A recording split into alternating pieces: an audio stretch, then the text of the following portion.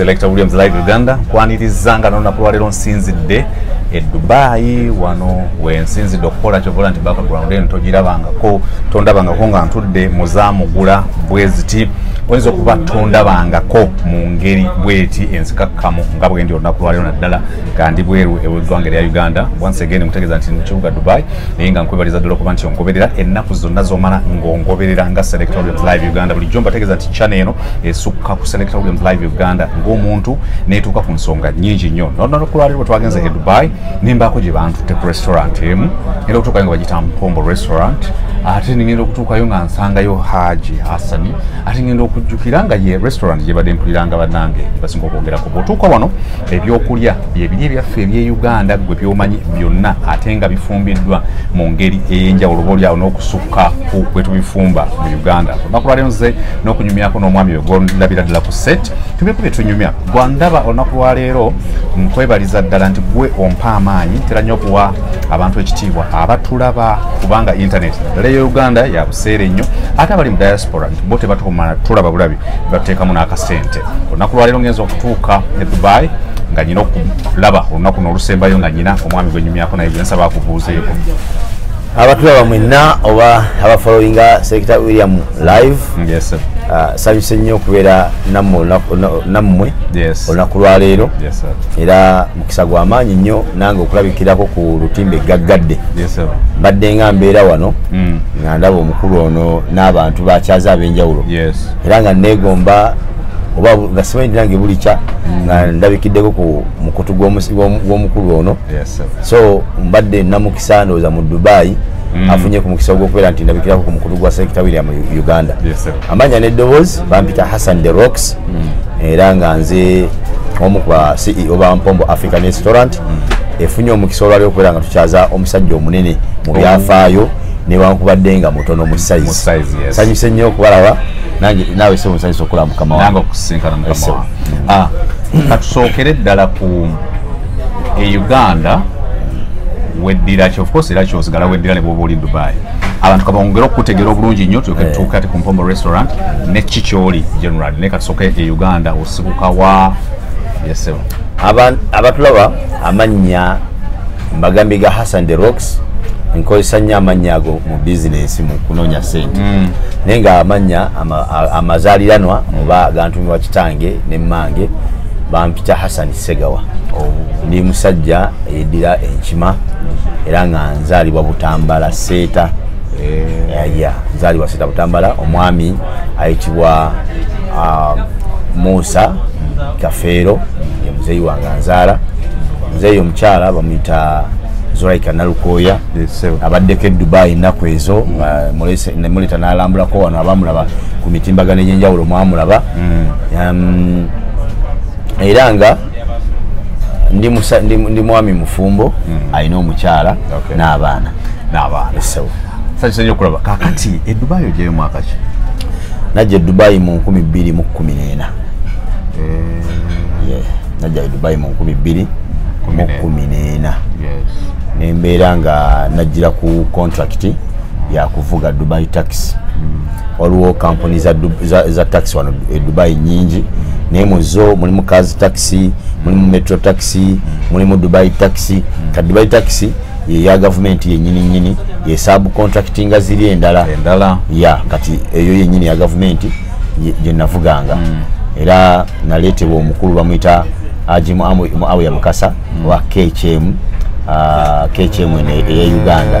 KHM International Consultant omwami oyo yafunira omulimu mu Dubai taxi nenzija nembeera nga nvuga Dubai taxi okumala emyaka 3 nvuga Dubai taxi after Dubai taxi omukulu awe ya Mukasa yali amaze okukola business ya restaurant mu kifo ekitali kino waliwo ekifo ekirala hoteli bagiyitanga White Sand Hotel nga akozeeko business ya restaurant bwe nva mu Dubai taxi nantwala mu restaurant ye okukolamu nga manager wa restaurant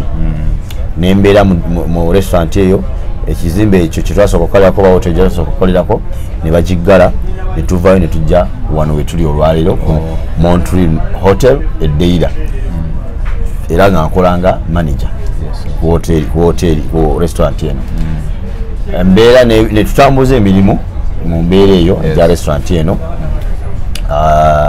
wajjira embeera ya coronavirus wajja era nga mukimanyi mwenna nti mu nsi yonna buli kimu kyashatinya ddawo naffe tetwalimu abo abaasigala nga tuli baggule naffe twaggalwa ne tuddeeka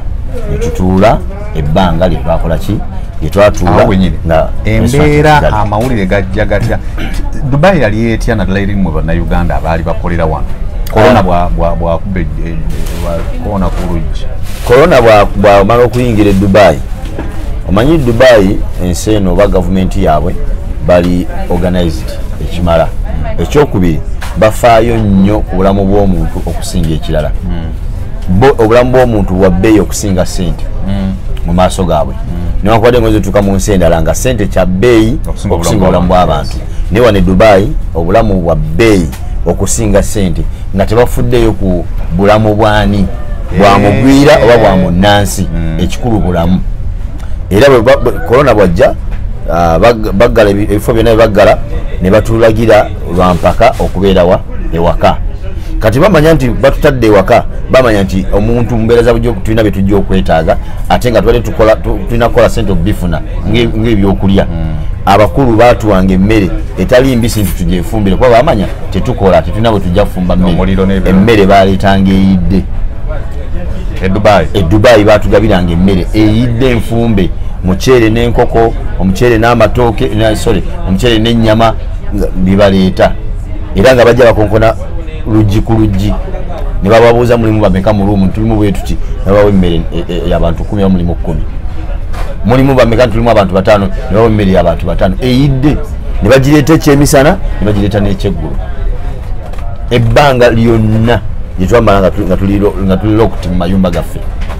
ekyokubiri kye baakola abantu babeeranga ne pressure ya visa nga zikola kiziggwako katulira kya visa genda kuggwako ngenda kukola ntya sikyakola ngenda kuyingira overstay omusajja n'atugamba nti buli alina visa yenna ey'emyezi 3 tugyongeddeyo omwaka mulamba mu maaso ng'eri valid kyali kirungi bannange nga kyanonya kimu tuula ewaka otebenkere tewali kikukubya pressure kukulowoozesa kugenda kukola lowooza ku bulamu bwo owonye otya nakuwa omwaka mulamba aga nti omwaka mulamba visa zammwe zonna ziri validi tuzongeddemu omwaka mulamba naye nga zali za myezi 3 n'ababadde neza employment ne bwe ziba ziweddeko bazireka nga ziri validi nga tewali gwewavunana kubeera nti akoze overstay mu mbeera eyo taata totusumbuwa lwaki otusumbuya sebo nga tukola mu mbeera eyo eyakola ki eyaliwo so twafuna ekyokuyiga kyenafuna mu nsi eno Dubai kyekyokuba nti abantu bano bafa nnyo ku bantu n'obulamu bwabwe okusinga ssente tebalinga abalala gye twalula gye babawa emmere n'abantu ne batagifunako tebalinga abalala gye twalula babawa ebijanjaalo nga n'essente zigula amadaga bifuma tebazikola ki tebazirina ate nga n'ebijanjo bawadde bitakola ki ebitajja oba okitegeera so eno kyali kyanjawulo korona bwetyo bwe twamuwangalyamu mpaka lwajja nga baizinga ebintu kimu ku kimu ne bagenda nga baggulawo bizinesi ezimu nezibeera nga ziddamu okukola. Tight lockdown mwagimala mu bbanga ki? Wano e Dubai lockdown twagimalamu ndowooza emyezi gyali 2 oba 3 giringa myezi ndowooza gyalinga 2 naye bajja bata naga tutaddeko okuva ku saawa eziti mpaka bweziti kafiya ava ku saawa bweziti mpaka ku saawa bweziti naye total lockdown eyo myezi gyali 2 teri kufuluma mu nyumba nga ne bakusanga ebintu tulina kyogenda okugula ku dduuka okujja ng'omaze obalaze risiiti timbadde nva ku dduuka kugula kintu oba ng'obalaze risiiti nti nva mu famasi kugula kuba zo famasi zasigala nzigule ne supermarkets zo zasigala zikola kubanga zirina ebintu abantu byebeetaaga ebyobulamu obwa bulijjo so bwe tutyo bwe twawangalira mu lockdown mu coronavirus mu mbeera eyo wano e Dubai. Tuli ku Selectorium Live Uganda ndi Dubai wane Deira era nga tuli ku hotel bagiyitani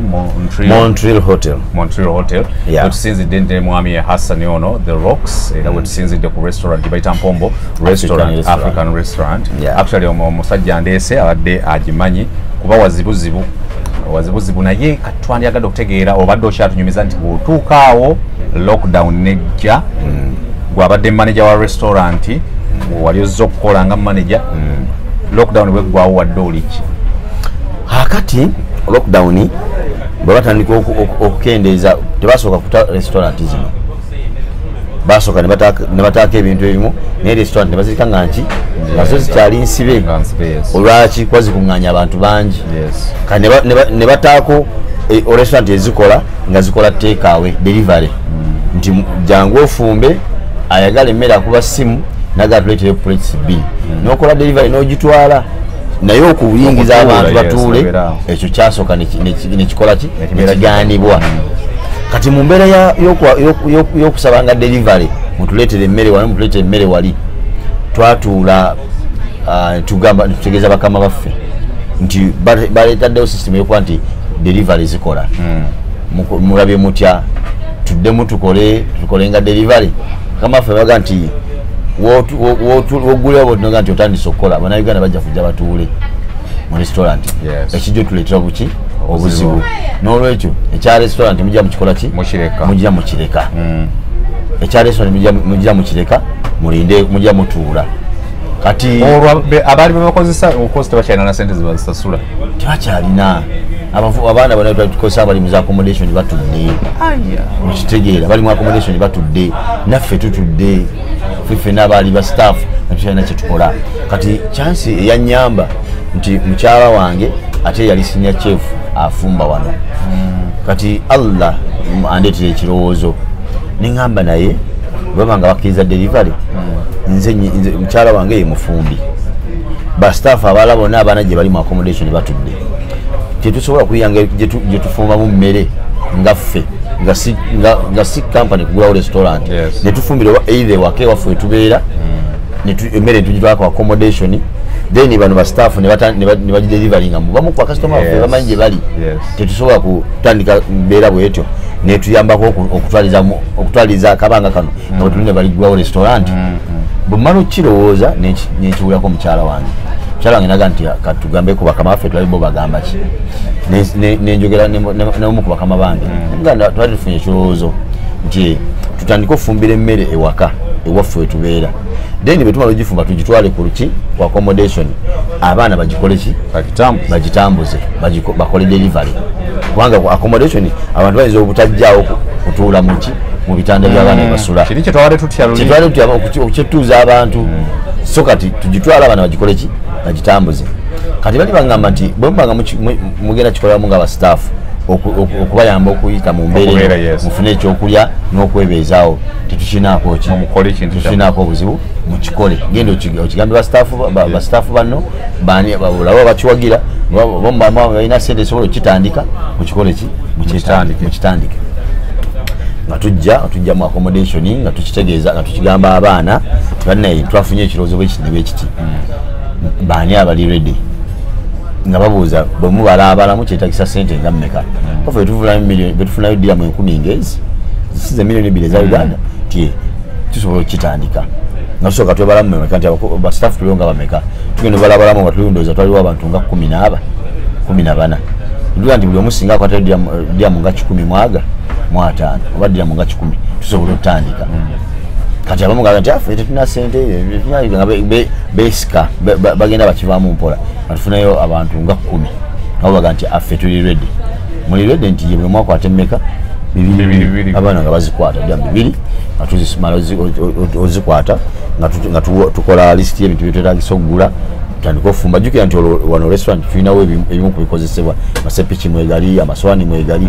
nga tujja tufuneko ku sepiki entonotono zisobola okukola ki okufumbirafumbiramu ngana nga tutandika kufumba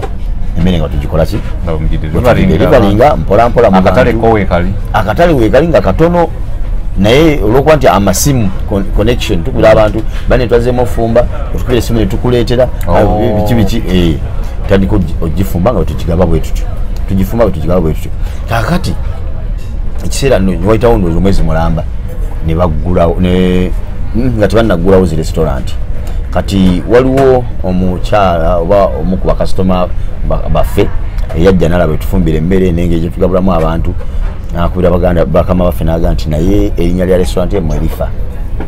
Restaurant yemmwe nnene emanyikiddwa ti tewinza keera nca ku makya ng'abantu bali mu gundi mu accommodation mu bed space nga mwe bafumbira emmere naye nga bagigabira mu linnya lyaki ya restaurant yammwe eya Luwombo. Kitegeeza nti mulina kyemufiira kyemutanakola ki kyemutanategeera. Munne wakigamba bakama baffe ne balabika nga abakiguze ekyokukola ki ekyokuggulawo ekyerinnya okuba nti lifa. Era ne bagenda ku page ya omu ku bakama baffe nagenda ku page ya restaurant n'ateekako naga nti Mpombo African Restaurant nzigale teggulwangawo era tekola. Omuntu yenna akola byakola nga akolera mu linnya lya restaurant eyo kyakola kikyamu. Ffe tetumumanyi oba okitegeera. Bamala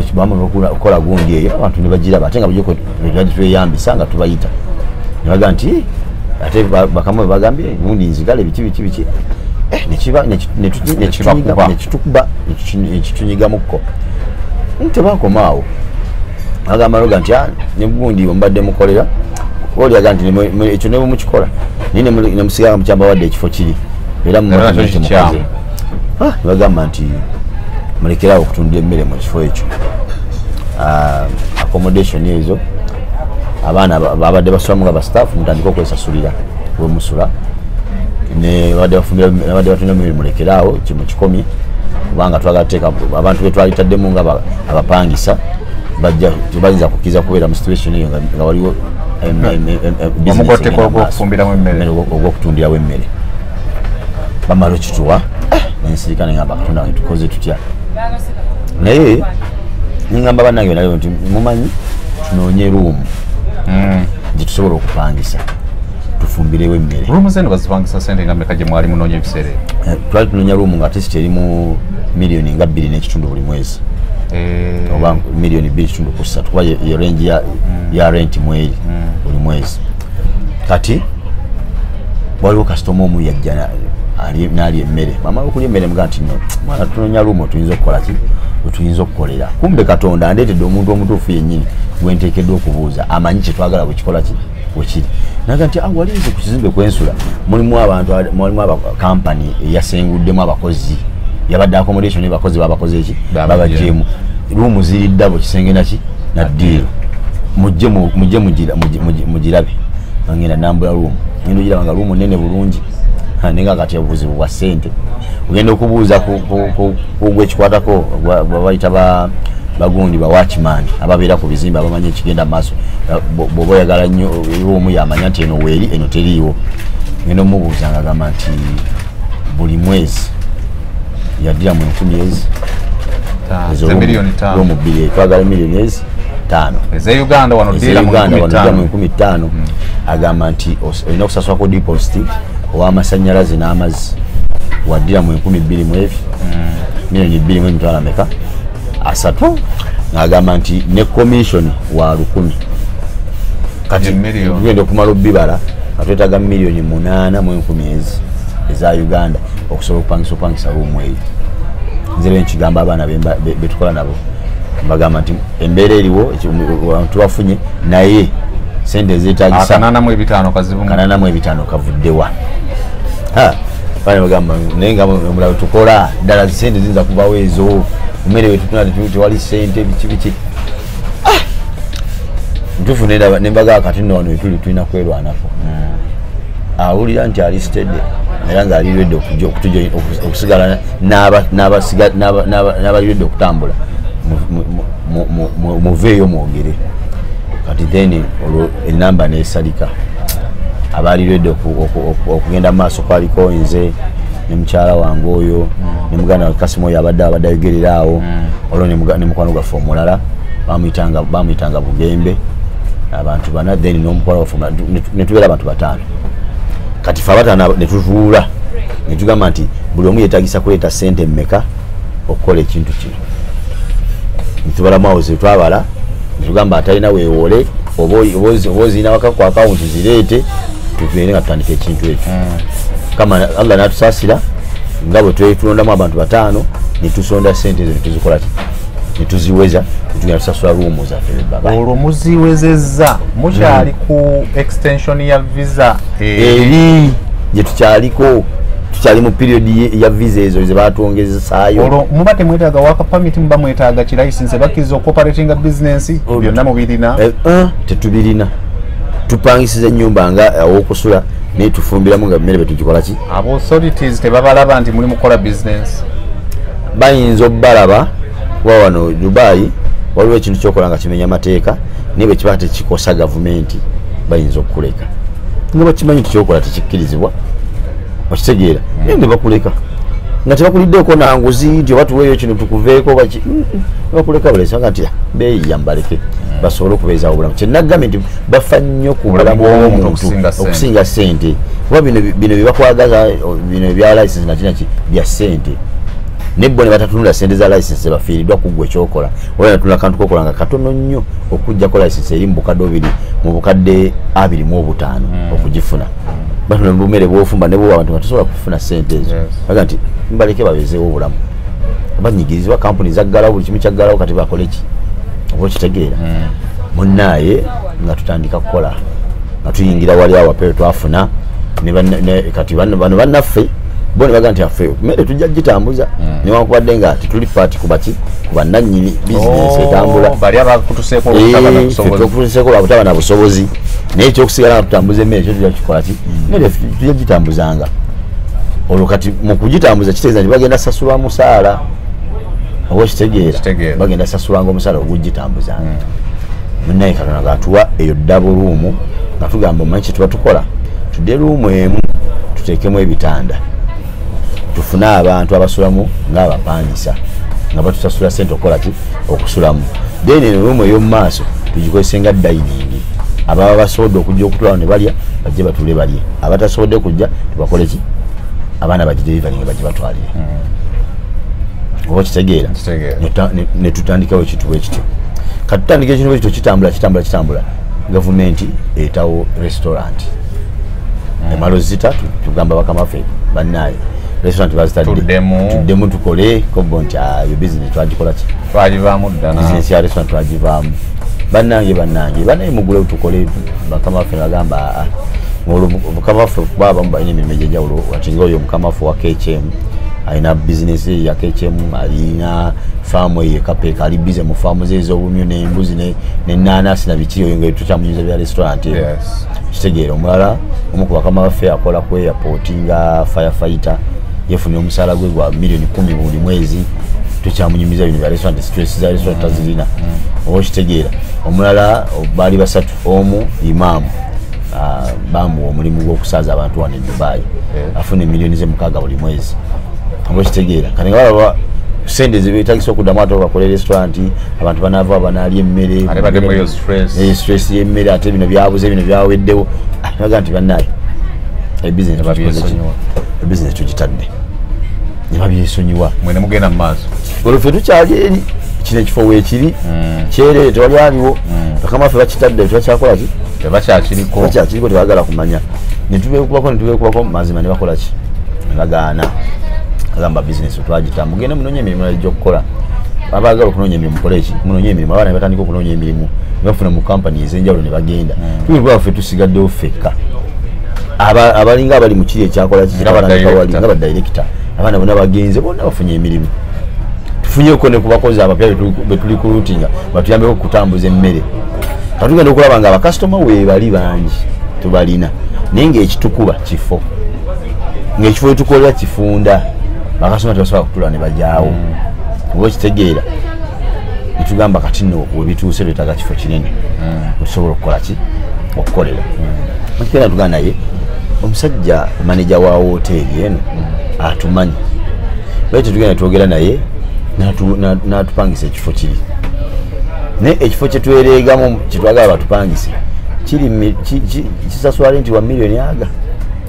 buli mwezi kyeza nti buli lunaku kakadde kaba ka renti kyekifo kyetukola ki kyetwereegamu tujja tukiyingira kati munnange Allahu Akbar tulumba nze ne muganda wange oyo Kasimu tusindikira omusajja message manager wa hotel tumugamba twagala kwogera muko naawe je nti ye nga tugamba mujje ku hoteli alina hoteli ndala bagita mu Nivale eriyo Dubai agati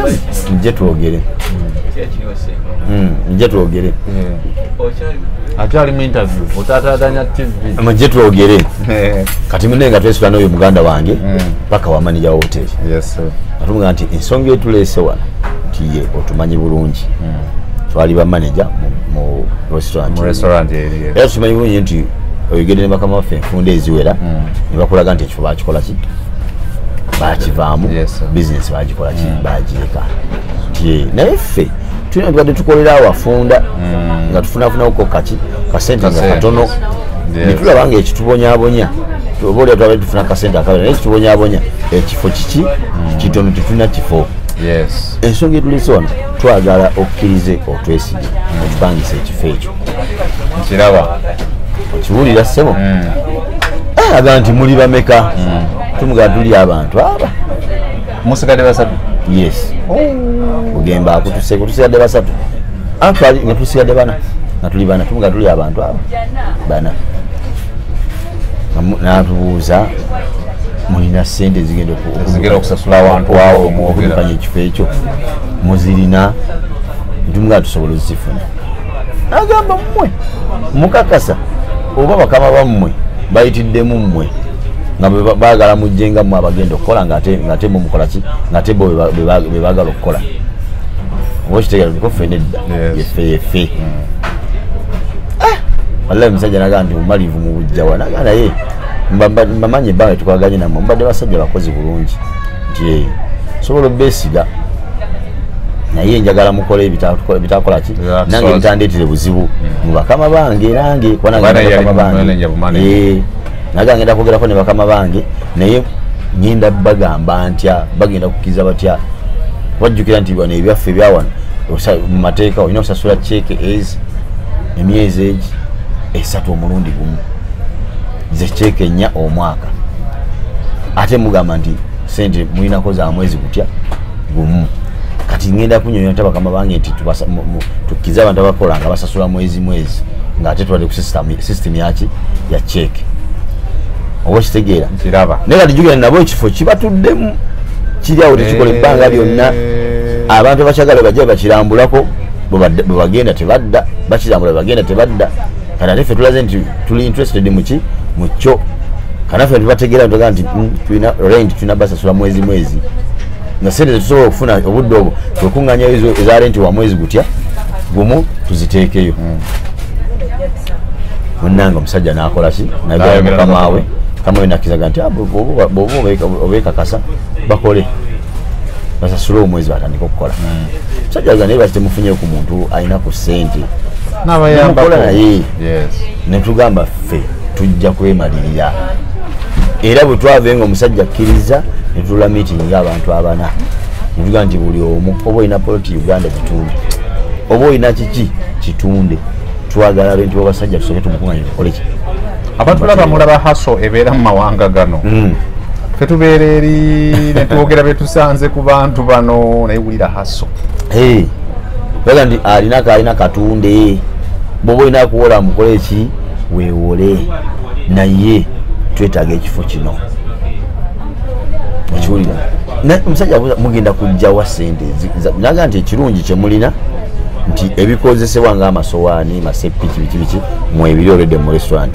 yabigwamba ku bakama baffe yaga nti alina kabalansi ke yali abakola ki ababanja era ne babirekayo nga gundi ng'omusingo sente ezo yagamba zakola ki ali wiringi otuwa tutandike nabyo naye nga bibye aga nti bibyange era biwandiikibwe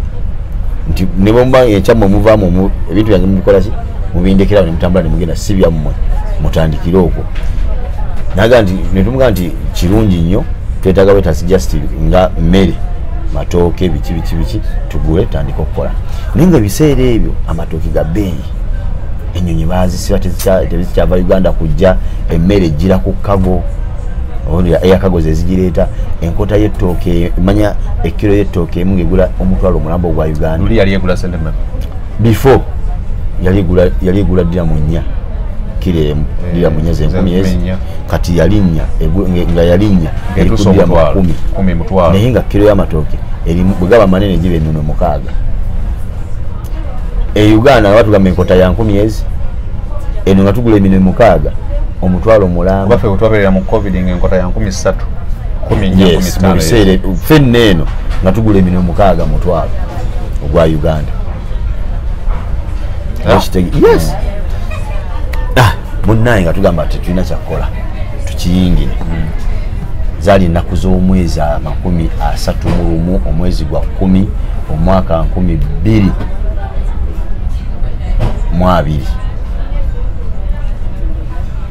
tumalukanye n'omusajja tukoze ku yali nti buli kimu kiwedde netulangirira ennaku z'omwezi 31 olunaku lwa 5 tugenda kugulawo Mpombo Luwombo African Restaurant. Uli bagiyitanga bati Luwombo kati Mpombo. Yes. Tugenda kugula Luwombo Restaurant.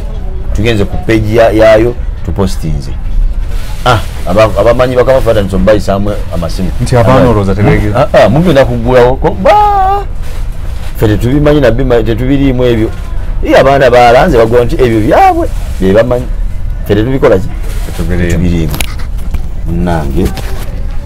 tugulawo olunaku nga lutuuka Katonda yatusaasira nti Luwombo baali bagimanyi abantu nga batumanyi abantu ne bajja abatandika okulya emmere ennaku z'omwezi 31 abantu bajja bakutaano tulonkinga ntutekawo discount emmere tugisala tugikola half abantu ne bajja nga ffe kyetufa abantu kutegeera nti twaguliddewo bajje balabina ekifo bwe kifaanana nga kyekyaffe kiri ekyedda kye baali bakola ki kye baali bamanyi ne bajja ne balaba ekifo ne batandika okulya emmere era bwe batyo mpola naye nga tutambula mpola emmere ya bbeeyi buli kimu kya bbeeyi naye nga tugumiikiriza nga tutoba ne tukkiriza ne tukola emyezi egyasobola nti tufuna wadde ennusu naye nga tukolera kuyimirizaawo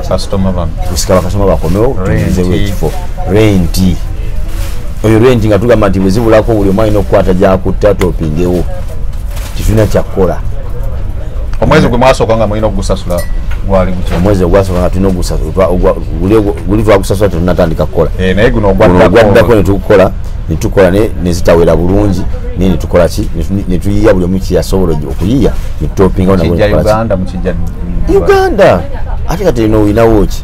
obadde mukozi nga bakozesa tolina kyolina wano obukozesa akantu kolinawo nga kapropaty kalina kubawa Uganda kolina okukwata okatunde ofune ssente ojja okole ki oyimirizewo bizinensi eno naye nga ekirungi nga gye tulaga tulabawo enjawulo nti at least tulaba nti waliwo ekijja okukyukamu netutambuza bwe tutyo mpolampola buli twakola emyezi emeka myezi gyalinga nge3 kwena ekisibo ne kituuka manyi bano ekisibo abantu tebakola restaurant ezisinga obulungi ziggala nawo ne zibivaako ebyokukola nga sente mu kisibo nga zikola ki zibulira ddala naye natusaasira netutandika okutetenkanya tukoze tutya okutetenkanya ekisibo kino tugamba tutekewo futaali abantu bajje nga balya futaali ku bbeeyi bweti nga tubatereddeko ebintu ebisikiriza ne bajja nga abantu ne balya futaali ne batuwagira era nga bitambula bityo mpola naye olunaku lwali lumu Katonda najja atusaasira omukulu bayita Bobi Wine ajja akyalako mu UAE yajja mu ngeri yakyama wala okukyalako mu UAE kati ayogera n'abamu ku bakulembeze beeno abali eno mu UAE abapopowa tulina gundi waffe coordinator waffe Patricia Mugisha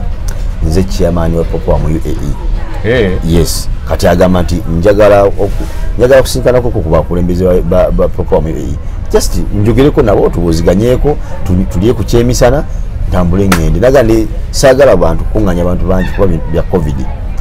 mbandi nga message entuukako enkeera nga sawa zalinga mu 7 omukulu n'akola ki wano najja wano yes najja wano naye olwokuba nti ye omusajja oli alinga aliko amasannyalaze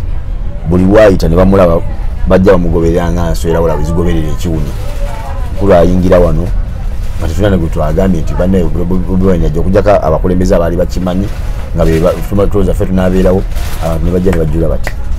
kati abaana abaaliwo ne batandika okukwata live ku Facebook live abalala babiweereza mu ensi yonna ng'eraba nti aliwa wano era ffe gye twakola tukozesa omukisa ogwo nekwata baana yaffe netugiteeka emabega omukulu watudde naye nga buli bwomutumizaamu kamera olina okulabayo ekigambo Mpombo African Restaurant wa mu kamera emabega we. Ekyo kyatunda restaurant yaffe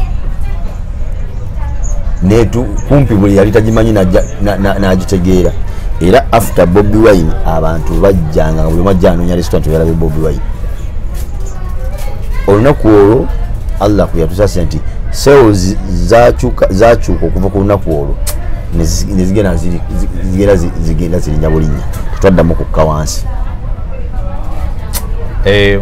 Oba kitegeera kati ate najja tukolera ekyamagero nti ebifaananyi ebyamukuba ng'ali wano ng'atudde ne vidiyo ezamukwatibwa nabipostinga kuki ku peegi ye nebitangula ensi yonna. Kati omuntu yajjanga agamba kino njagala noonya restaurant Bobi Wine yabadde noonya restaurant Bobi Wine yabadde twalabye Bobi Wine wano twalabye Bobi Wine ne bajja okulya emmere. Olwo bano ab'ebyokwerinda ne authority mu Dubai akavuvungano temubadde temweretedde bizibu. Akavuvungano twali eno munda kati ng'aba ayita wali ebweru tasobola kumanya kiriwa. Kati tabu wejjira wano ng'afuluma. Allah akbar, abantu bafubutuka n'okufuluma wali ebweru emmotoka yamupikingawo ku mulyango ne wasigala abantu nga bajjudde bwe bati. Poliisi ndoza ne baba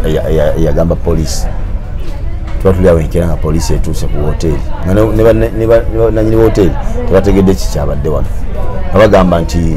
twavayolatinze covid protocol tuli under investigation for 3 days. Netuwoza deno deri kyatuyamba nga manager wa hoteli ono manager wa hoteli nga ayina mikwano gye abakulu mu poliisi beyayogera nabo n'abanyonnyola ife byatubuuzanga omuntu oyo ali ki netumenya biga nti omuntu yazzenga nga kasitoma azze okulya ki emmere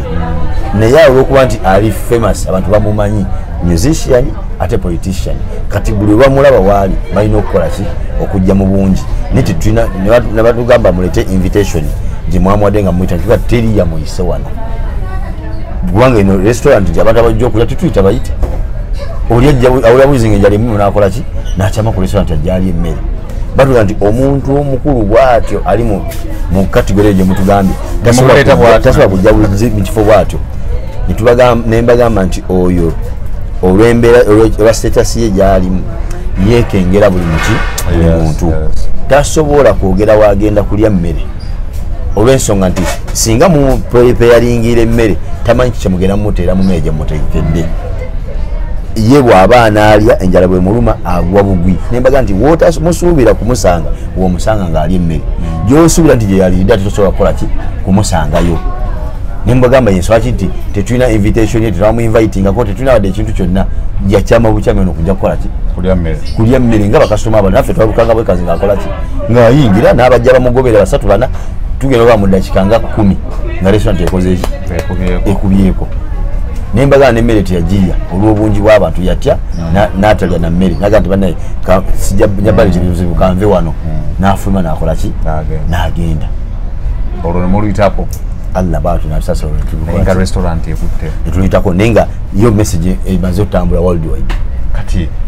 kyatulaba ku Selector Rooms Live Uganda ndi ne mwami Hassan the Rocks era nga tuli mu kunyumya of course okuva eri mu gye yatandikira okuvuga mu Dubai taxi emmotoka najja n'abeera manager wa restaurant eya Luwombo okutuuka olunaku lwaleero ng'ali omu ku ba directors aba Mpombo African Restaurant. Atunyumiza naye kati ekibuuzo kye mumuddizaako kyekya ate abadde w'okutuuka ku kubeera chairman wa People Power mu Dubai. Kati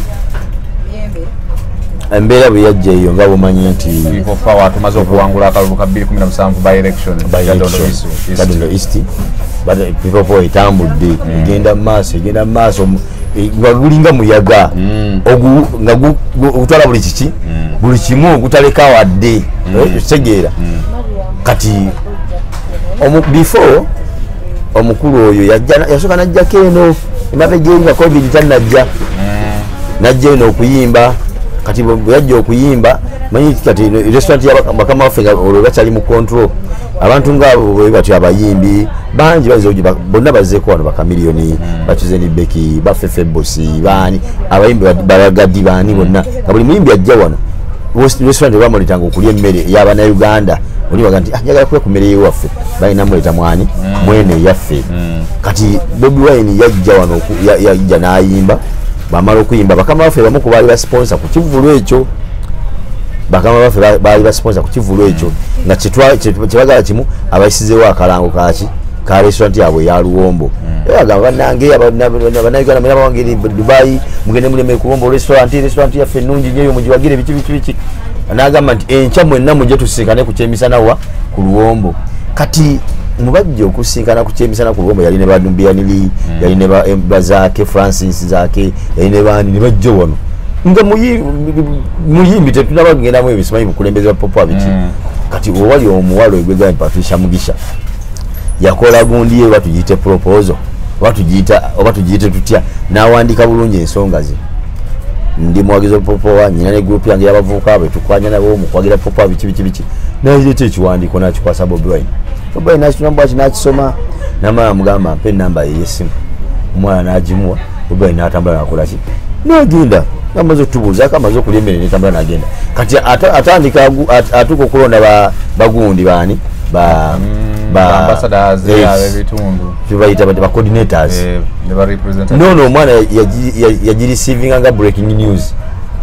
bane abasoka no bila banga Bobi Wine post ze bamugamba oba bakulonze kuba coordinator wa UAE naga muri maga genda ku page y'omukulu olabe agenda okebera nga amanya be balonze mu diaspora na Patricia Mugisha mwali lenga wano uyamusinga naye wamuwere papulezo ono zetunula muna abantu omwana ono aina ideas eso okutwala igwanga mu maaso obo kitegeera kati bo omulonda yengo omukyalo oyo kane yagamba ngenda kola ntya atandika okunonya abantu basobola okukola ki okukola nabo okusigala nga omulimu gwe bamuwadde okukola ki kugenda mu maaso n'alonda bye yasooka okulonda gye yabalondera of course nga nze tammanyi nnyo naye nga simanyi nnyo yasooka namulaba ku olwo luyajjano ng'atunda butishaati bwa popowa n'obukofiira ne mulala nawo nga waayo empapula wa Bobi Wine lwensooka omulala nali simumanyi n'alonda be yalonda kati bwalonda be yalonda abamu n'abalonda nga bali ku Dubai abalala bali Abu Dhabi kuba eno states za njawulo kati bwe yalonda e Dubai ate nabo ne batuula nabo ne balonda be bakola ki abakulembeze abalala banakulembera nabo e Dubai balonze ab'ebyentambula abalonze ab'ebyemizannyo abagenda okuterekanga ssente abakola nga abawanika ku komiti yaabwe kati nze ne bannondera okwo komiti y'e Dubai ng'omuwanika ku komiti eya Dubai kati olwo mugenda kuwanika ziriwa ate ziriwa bino tutegesa emipiira tukunganye obusente tugenda tusamba omupiira tuteeke emisinde emamuza ku beach ani agenda okunganya sente ebyo byakatabo wandika akatabo sente zebalese ebyo bitulondamu ng'abantu era abali abakola ekintu naye nga olw'okwagala kati tugenda mu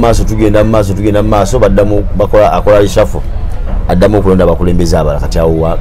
wantera ku executive nga chairman w'executive yes wantera ku nga chairman w'executive of course bamala okulonda amanya bagasindika ku secretariat n'ebifaananyi byammwe omukulu n'abalaba n'akonfaminga n'asayininga ku gundi ekakasa obukulembeze bwammwe nimugenda mu maaso awo bwenti bwenfuuka ate nange bankubizisimu era nange nali simanyi mukyala nakubizisimu nga nti Hasani twali twagala obeere chairman wa executive ya gundi Dubai ya people power embagamba ebyo munodako nze nga sibikola ki nga sibisobola aga nti atofaayo wona tukoleramu fena teryamanyi fena tetukola ki tetusobola era fena tetukola ki tetumanyi wabula tuwa buli omu ayigiriza munne kyotamanyi nkikuyigiriza nawe kyesimanyi nokikola ki nokinjigiriza bwenti wenfuuka ekyo kyombuuza ngaebyono tebinabeerawo gwe wali muwagizi wa Bobi Wine ng'omuyimbi bwewamulabanga wali mulinako akakwate k'okumuwagira lwaki okukkiriza okubeera coordinator wa people power wali okkiririza mu kisinde era lwaki wakikikkiririzamu nali siri muwagizi wa Bobi Wine ng'omuyimbi era before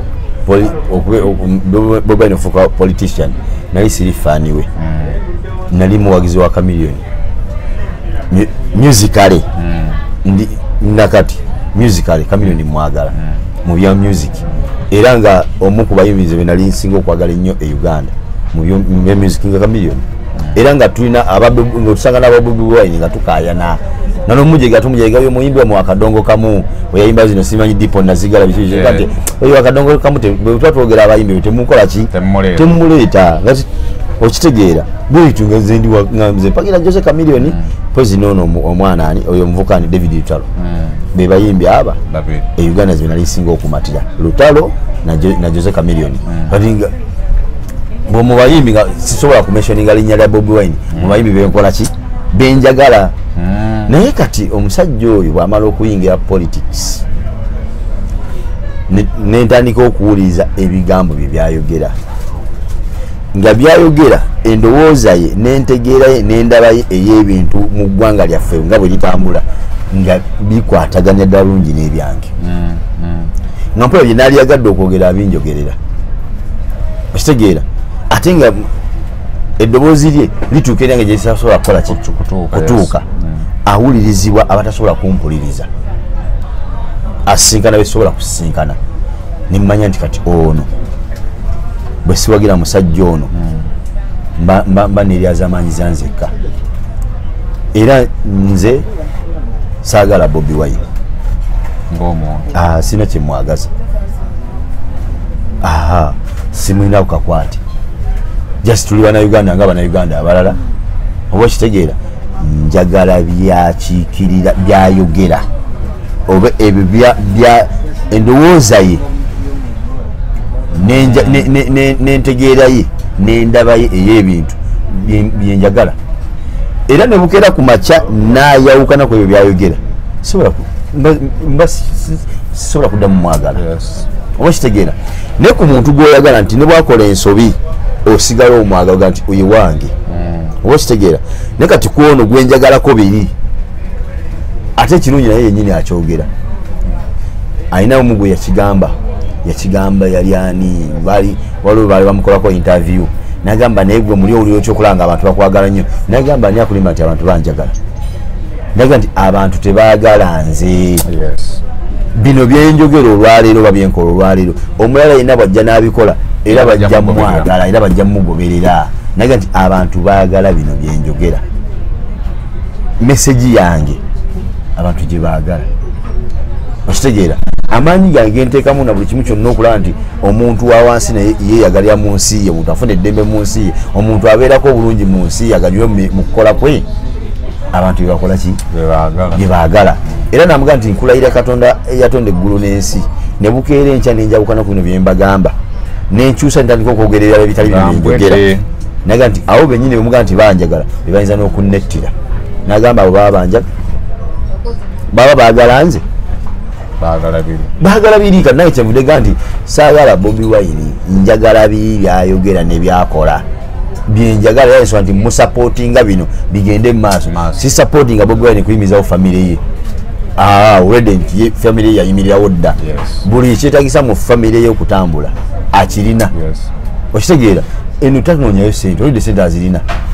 abaana be yabakola dda buli kyetagisa okukolera omuzadde kyakusobola okukolera abaana be kwebatandikira enewaffe sapooti yaffe gyali si kusapootinga Bobi Wine muntu kusapootinga endowooza yeeno eyaffe gyatukola ki gyatukulembera ebbanga limutambudde mukulaakulanya ekyenkana kimmwe ng'abakulembeze ba People Power later on yafuuka National Unity Platform mwekozeemu mutya omulimu n'abaana abali eno bonna okutwalira wamu kubanga oluusi ojja kwekanga olw'okuba muli ku mawanga ng'olimirwa n'okwabulamu wa People Power natali wa People Power so omulimu gutambudde gutya omulimu gutambudde naye nga bw'okimanyi nti embeera eri ewaffe basajja batuzanya kifiiriza nti obudde bwe mwali maze nga mulowooza mu kwekulaakulanya n'okukulaakulana mubumala mulowooza ku kujja bannammwe be batadde mu makomera mubumala mulowooza tujjanja be bate bebakubye emigo bebamenya amagulu bebamenya emikono ekitegeera nti sente ze mwali baddemu nga tuzikuŋŋaanye tubeemuko byetukola byetukulaakulanya tuzimala mu kuzitwala mu malwaliro okujjanjaba abalwadde abakubiddwa abattiddwa famire zaabwe abasibiddwa mu makomera kati awo batukumide nti esende obusente bwe twalikozemu ng'abavubuka tugambe nti tukole mu project obutuyamba okukulaakulana n'okuyamba ku bannaffe oba okyalowooza kuggwa omulamu atambula n'olowooza ku mwana wa Lita Nabukenya gwe batta n'obuuza nti oyo mwana asoma atya nyina baamutta n'olowooza ku Waddaani Kyeyune yali omusajja akulira famire yattibwa n'olowooza ku baana ba Yasini Kawuma mba mukyaloga nti abaana ba Yasini Kawuma twetaaga school fees nga mulina okusonda muweze school fees abaana bagende basome kitaabwe baamutta ate yali akiikirira ekyo nammwe kyemukola kimuliko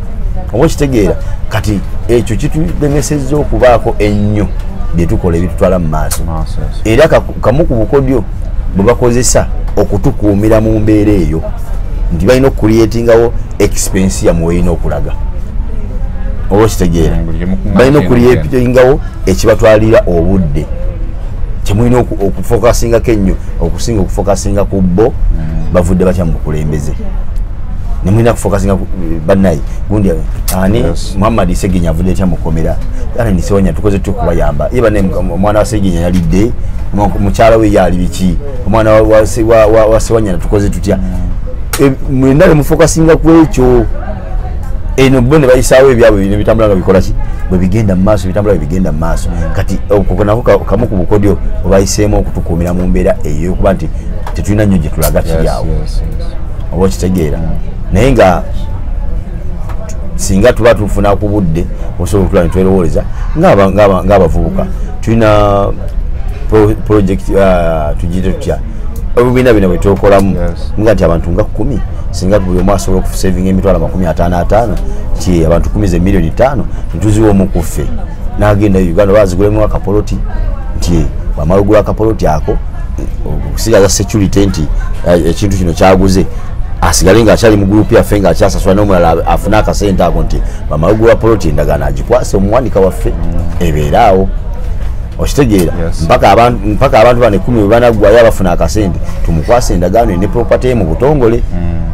waba bw'ogimuteera nkya bw'anaafuna obuzibu nga poloti agitunda naye ng'ate wano waliwo sekitawira mwatanafuna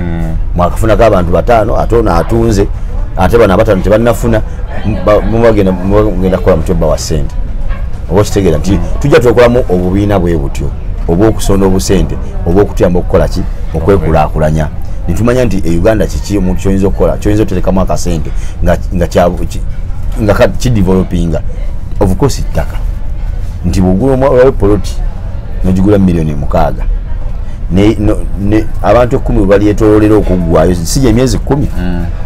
epoloti nogigula miliyoni 6 bweyitako emyezi 10 noba ogamba egitunda osobola ogitunda miliyoni 8 oba 9 kitegeeza nti emiliyoni zino 6 zibadde zikola ssente nga tomanyi wewazissa mu ttaka wali oba kitegeera kati tugezaako okutuula n'abaana ne tubayigiriza embeera ey'okusevinga kubanga omuntu bw'otasevinga oyinza okukola ntuko okuva kukola nga tolina kyofunyeewo ate teri kyosevinga nga kitono ne bwoba omusaala ofuna tugeze gwa kakadde ng'osobola okufikisako emitwalo 20 egyo emitwalo 20 bwe giyitako emyezi 10 ziba miliyoni 2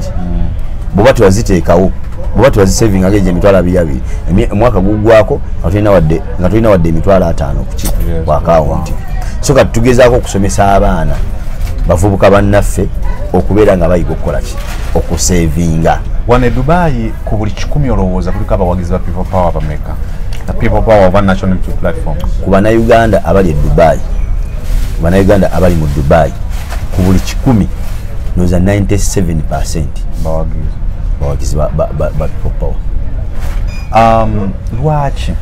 nyinza okubanga ekibuuzo kyangu nnyo naye nyina okuddamu nkikubuuza lwaki abantu biki kubanga njagala nnyo bali ku kitebe ku secretariat baba ndaba n'abawagizi ba People Power National Unity Platform nsi yonna n'abenaale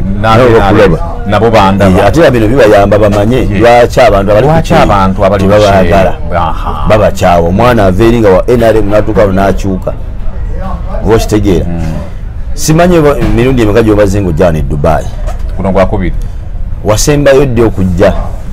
2018 wayiseeyo emyaka ndoza esatu n'okomawo Dubai bwe wagireka mu myaka esatu osanze erina kyekyuseeko nnyo ekyo bw'okibuuza eyava Uganda emyaka 5 bwaddayo n'okimubuuza asobola okusanga nga Uganda era tetuuseeko eyaleka nga enkuba bw'etonnya amazzi gajjwa ku ssaawa ya Queen eyaleka nga enkuba bw'etonnya amazzi gajjwa ku Ntebe Road awalimuko investment amayumba ne bagasanga amazzi gali mu madirisa bw'ayita emyaka 5 n'addayo n'asanga amazzi ng'enkuba ekyatonya nga gakola ekintu kyekimu wawa ekikyuseeko nageza okudda akati ekyansizezza Dubai 2018 emmotoka ezaali zivuga taxi models emyaka gyali mirala nagenza okudda nga bavuga myaka mirala waliwo main road yeri nga tuva erima ne mukola desert safari bali mu kukola ebintu byonna bipya bali mu kuzimba bintu byonna bipya naye nga babadde mu covid ng'ensi endala bwezimubaddemu ezeekwasa nti covid azikubye obwavu bano abasajja covid basanga ne pulaani zaabwe ku mmeeza zasigala zitambula Ujja kugamba nti ensi ekulaakulanye nnyo bw'ogeraageranya ne Uganda. Ensi ekulaakulanye nnyo bw'ogeraageranya ne Uganda. Naye nga kankubula ekintu kimu. Uganda ng'ensi ngagga okusinga ensi gye bayita Dubai. Omanye ensonga lwaki? Ekyobugagga Dubai kyeyina mafuta. Bw'oggyako amafuta mpa ekyobugagga ekyakyerina. Terina agriculture system. Yes. Tumaze kati emyaka egi tetulabanga ku nkuba emyaka 3 tetulaba ku nkuba tebalina ttaka okujjako omusenyu kireza ntulina kyojja kulima ku musenyu kidde buli muti gwolaba oba buli kimuli kyolaba nga kya green wonna olaba akantu aka green kebera wansi waako waliwo pipe ekafukirira amazzi ekitegeera Uganda osimba wano omuti oba wakamala ogusima enkuba n'etonya ogenda okuddayo okuyita after 1 month omuti guli mu bbanga gukola ki gugenda ekitali wano tulina enkuba etonya season 2 mu buli mwaka ekyo kimu ku byobugagga byetukola ki tulina ekyobugagga ky'embeera y'obudde wano yazze mu December oyitangako wano mu gw'omusanvu oli mujulizi ku ekyo awatali esi tewali bulamu wano Uganda esani ajagala ne president yatugamba tuve ku esi olwa corona anti zina makulu embera ogula buguzi dirisa nobera ng'ofuna weather n'ofuna mbere n'ekyo kya 2018 nga ne bw'otunula mu kasiikirize n'okabeera mwaka omuti era ng'okwokeramu ng'otuyana ova wano ofuna wali n'okomawo ng'otobye ogenda mu kinaabiro okunaaba amazzi g'ogenda okunaaba nga gookyanga agavudde ku sigiri nga kikwetagisa sooka gassa mu baketi atalinawo zino ziwota hiita wawota hiita esobola emikisinga sobola okukyusa n'onaaba nyogoga sobola okukyusa n'onaaba agakola ki agokya eyo system atalina system eyo mu nnyumba kitegeeza nti bw'onooba wakunaaba ekiro amazzi g'onoonaaba ng'onnyusa olina galeka mu baketi n'ogitereka wali osange nga gakoze eki gaweddemu ebbugumu osobola okuganaaba bw'otakikola ekyo okusuna wali bw'otaapu ng'amazzi ganyoka n'omukka wali mu washroom ng'ogenda okunaaba kati mu byobugagga ffe betulina ekyo waffe tulina weather ennungi nkugamba nkulaga Uganda ngaga osinga Dubai tulina weather ennungi tulina enkuba etonya tulina season 2 mu mwaka tulina amafuta nga bano ge balina tulina gold tulina uranium tulina copper ge basima ekirembe emabega kawo nabaga tulina ne marbles ekalamoja ebyo byonna bya bugagga biri mu nsi egi gye bayita Uganda naye lumu nina interview gye nali ndaba omunamalule nga mu Nigeria akola interview ku musajja omuloko wa wano oba munansi wa wano n'amubuuza Dubai ekulaakulanye etya bweti ensi eri mu ddungu etana wadde akantu konna omusajja yamuddamu n'amugamba nti in Africa oba mu Nigeria you have everything but you have nothing because of leadership nange ensonga muyina byonna naye ate temuyina kye muyina olw'obukulembeze bwe muyina naga nti in UAE we have nothing but we have everything because of our leadership aba tamaze okuddamu Uganda tulina buli kimu kyonna ensi kye yali etaaze okuba nakyo okulaakulana wallahi tulina buli kimu kyonna ensi kye yali etaaze okuba nakyo okola ki okulaakulana ne tulinga abatalina kye tulina olw'obukulembeze just kyekyo kyokka oba kitegeera kati bw'ojja eno n'otuuka eno n'olaba ensi z'abano bwe zifaanana n'obugubi mu bayita okulaakulanya ensi zaabwe nga ffe tugambe Uganda wefunye mukulembeze nga lambe ejikulakulanya obwangu bwalina mukulakulanya bwayinza osanga mukulakulanya Uganda buli 80% kubano bwe basanga wakitegeera so kati kireetera abaana abali eno okukyawa obukulembeze bw'eggwanga Uganda nti tewali kiremeza Uganda weeri okujjako obukulembeze bugiremezaawo teri kirala ekibuuzo ekidirira ekisembayo nze ali Uganda nga ndaba ne mu nsi endala nga njagala kujja Dubai mbeereyo obulamu bwe Dubai buli butya kuba ffe bwe tubeera eri abaana bakikwata nti abali ebweru bali bulungi naye okubeera obulungi n'obubi tukubiremu ttooki kyetaagisa ki omuntu okujja okubeera e Dubai so that bw'abajja tatomera oba oliawo ate tatya obulamu bwe Dubai okukisookera ddala buli expensive kyekisookera ddala ngenda kuwa ekyokulabirako kyangu nnyo wano tulinawo waliwo room gyoyinza otutuukamu nga erimu abantu abasulamu nga balinga 6 nga basula ku bitanda byebayita bed space ebitanda bino ebibeera mu masomero g'abaana bimanyi zideeka ziko basula naye ojja kusanga nti deeka erina kamu wansi ne kamu waggulu kano aka wansi nga bakapangisa emitwalo 6 egya Uganda si ruumu eyo pangisa space eyo gye webakamu nga ya mitwalo 6 nga asula ku kawa waggulu akokubiri nga asasulawo emitwalo 40 bw'oba nga ebadde nga ruufu ebadde mpanvu butera okubeera obumeka space 3 eya wansi eya wakati n'eya waggulu eya wansi ojja gisanga ku mitwalo 6 eya wakati nga ya mitwalo 5 eya waggulu nga ya mitwalo 4 kitegeeza nti bedi akatanda kamuwe kayimiridde bwe kati bw'ogatta 6 8 5 emiliyoni 1.5 e Uganda omuntu apangisa ennyumba namba eri mu kikomera erina galaji na buli kimu kyonna ngirina mu kikomera naga nti agisasula emitwalo 7 buli mwezi oba mitwalo 5 egyo emitwalo 5 e Dubai gisasula katanda ate ka wakati si kasooka wansi katanda omusajja nangamba mbu anzija ku Citemax paka wano edeira emitwalo 5 anti mala kubugumyamu olugira bwenenga nyina diramu zange 5 amanye 5 ajukubye nakubeta si ya mwenga tesoboka Dubai eri expensive kyekisookera ddala kyekisookera ddala naye service yayo eri easy okugifuna kikyentegeeza nti ojasanga nga Dubai eri expensive bwetyo nga mu byensula naye amasanyazi tegajja kuvaako amazzi tegagenda kuvaako oba kitegeera nti amasanyazi gagenda kwaka forever and ever nga gaaka gwomanyi bwogakozesa oba ogasiibyako amataala oba ogajjako kiri eriggwe kubanga olina ogasasula oba kitegeera naye Uganda amasanyazi ogasasula ate notagafuna nogasasula ate nigatayaka naye nga ate ogasasula amazzi nogasasula ne balangira nti wiiki namba ewakiso temugalina naye nga mugasasula wano tekiriiwo kyegera nti bali expensive naye services zabwe nki nyangu ekyokubiri nti wali expensive naye esente zetufulumya oba zetuspendinga byezikolamu tubiraba tojja kulaba luguudo lulimu kinnya tolina luguudo ojja kuyitamu nga tuliko ttaala eyaka tolina street yonna gyojja kuyitamu ngaekutta enzikiza tekiriiyo ekyo kimu ekyokubiri Dubai taliiko misana taliiko kiro bw'otambula emisana nga teweekengera bw'oteekeddwa okutambula n'ekiro nga teweekengera awamu nekyo nga tolina gojja kulaba tolina wojja kusanga abasirikale bakuteze AK47 nga bali mu kupatrolinga mu kibuga mu ye security bano balina gye bakola security gy'otalaba security y'abantu eri invisible tosobola giraba naye weeri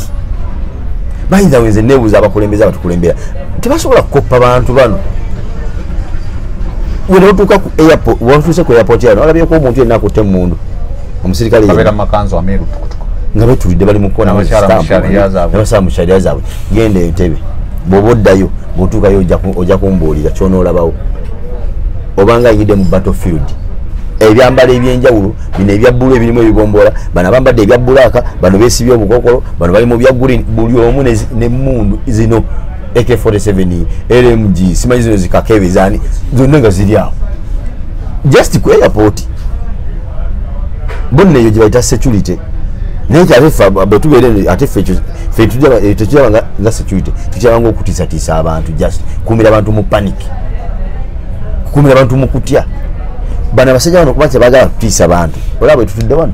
omusajja asobola okujja wano nga wapoliisi nanzijawo nga mwena temutegedde nti wapoliisi najja bulungi natuulawo nambuuza bulungi nga mmanyi Mr. Hassan how are you hey how is work biki biraga nti badde nkwagala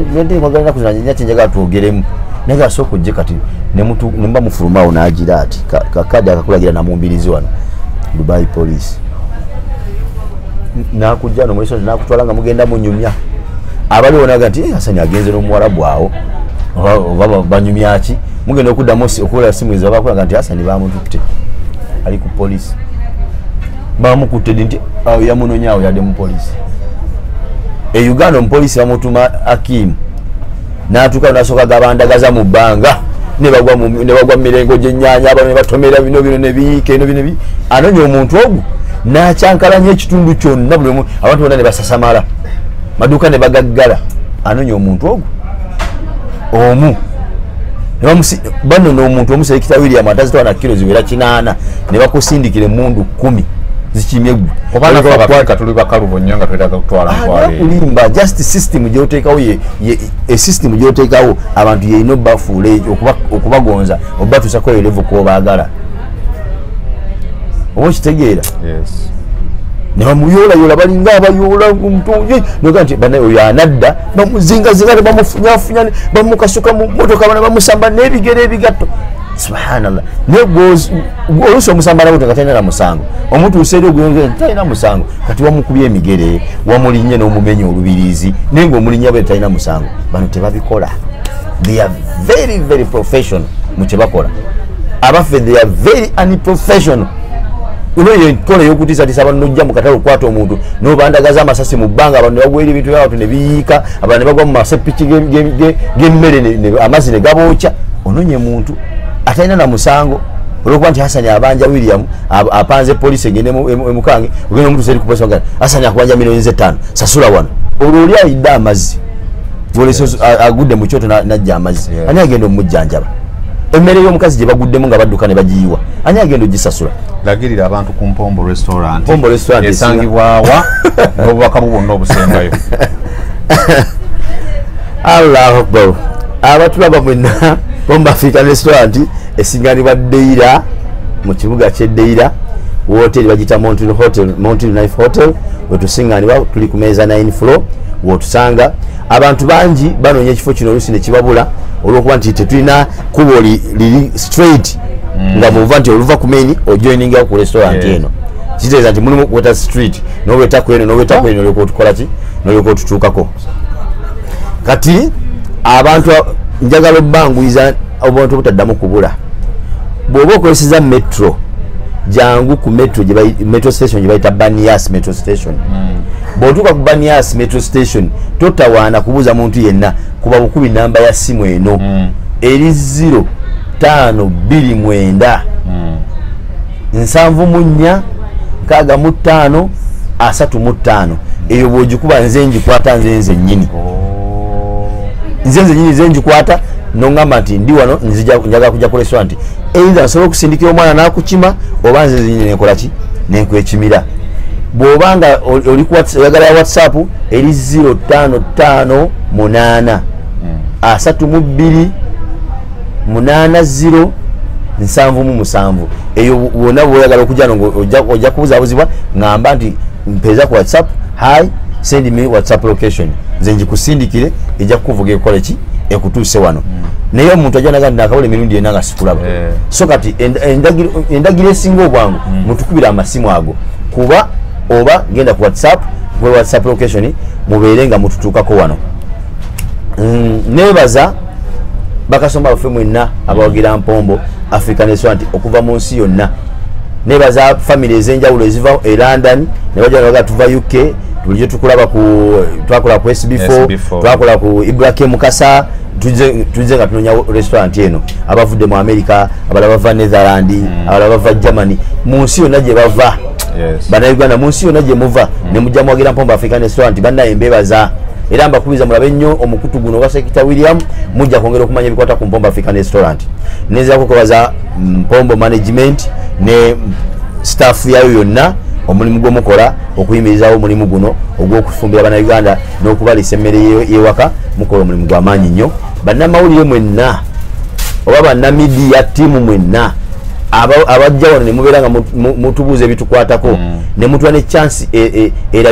erangira ku mikutu gyammwe n'okulagirira abantu ekifo kyaffe kino tubeebaza nnyo era tubaga nti tuli bannammwe Mpombo weri wano ku lwammwe oba olina ekintu kyonna kyoyagala okwogerako naffe yogerako naffe kukyetaagisa oba olaba naffe tujja kukola ekyokukuddizaayo mu ngeri y'okwebaza n'okukusiima nsiibula abatulaba mwenna nga nebaza omukulu